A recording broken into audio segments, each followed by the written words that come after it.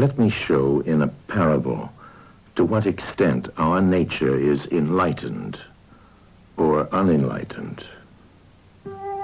Envision human figures living in an underground cave with a long entrance across the whole width of the cave. Here they have been from their childhood and have their legs and necks chained so that they cannot move and can only see before them, being prevented by the chains from turning their heads around. Above and behind them, a fire is blazing at a distance. They see only their own shadows, which the fire throws on the opposite wall of the cave. For how could they see anything but the shadows if they were never allowed to move their heads?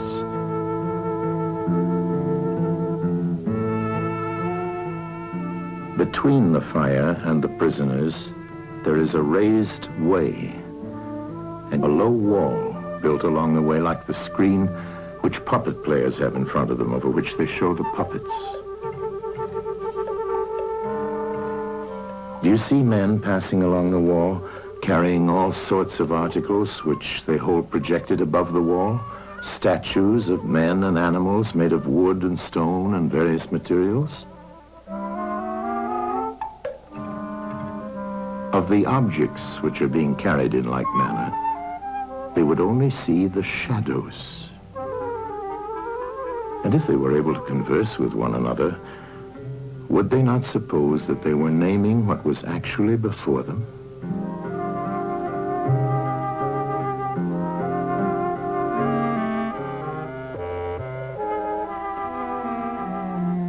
And suppose further that there was an echo which came from the wall. Would they not be sure to think when one of the passers-by spoke that the voice came from the passing shadows? To them, the truth would be literally nothing but the shadows of the images. And now look again and see what will naturally follow if one of the prisoners is released. At first, when he is liberated and compelled suddenly to stand up and turn his head round and look towards the light, all this would hurt him, and he would be much too dazzled to see distinctly those things whose shadows he had seen before. And then conceive someone saying to him that what he saw before was an illusion, but that now, when he's approaching nearer to reality and his eyes turn toward more real existence, he has a clearer vision. What will be his reply? And you may further imagine that his instructor is pointing to the objects as they pass and requiring him to name them. Will he not be perplexed? Will he not think that the shadows which he formerly saw are truer than the objects which are now shown to him? And suppose once more that he is reluctantly dragged up a steep and rugged ascent and held fast until he is forced into the presence of the sun himself. When he approaches the light, his eyes will be dazzled, and he will not be able to see anything at all of what are now called realities. He will require to grow accustomed to the sight of the upper world.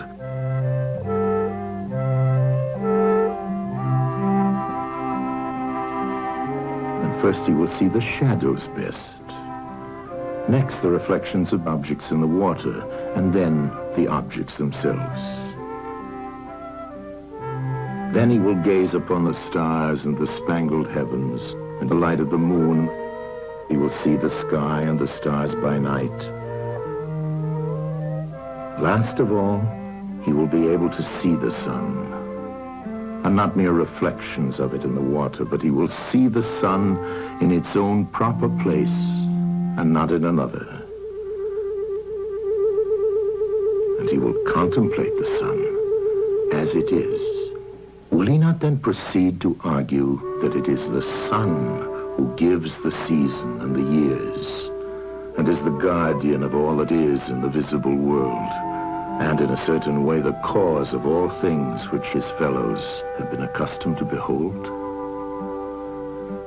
Clearly he would first see the sun, and then reason about it.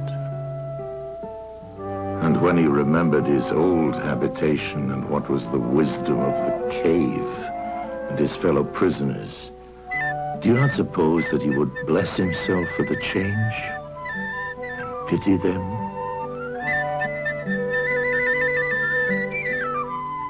And if they were in the habit of conferring honors among themselves on those who were the quickest to observe the passing shadows, and to remark which of them went before and which followed after, and which were together and who were therefore best able to draw conclusions as to the future,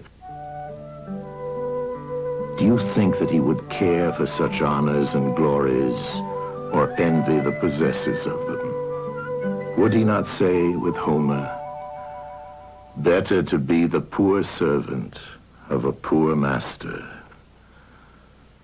and to endure anything rather than think as they do, and live after their manner"? Imagine once more such a one coming suddenly out of the sun to be replaced in his old situation. Would he not be certain to have his eyes full of darkness? And if there were a contest of measuring the shadows, and he had to compete with the prisoners who had never moved out of the den, while his sight was still weak, and before his eyes had become steady, wouldn't they all laugh at him and say he had spoiled his eyesight by going up there, and that it was better not to even think of ascending?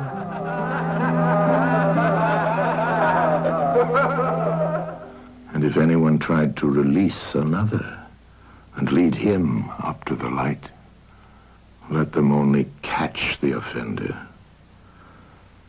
and they would put him to death.